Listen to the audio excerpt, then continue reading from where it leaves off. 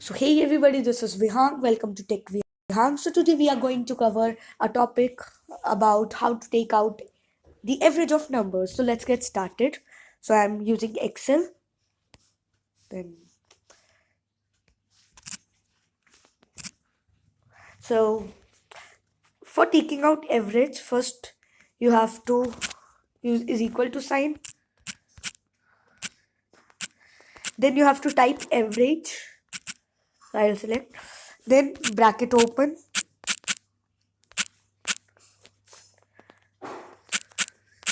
Then like I'll select these two numbers A1 and B1 cells. So I'll tap on A1, then B1. Now I'll cover both.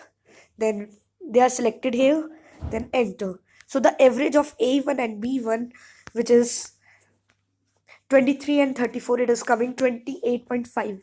So now what is average? So average is something which tells you about the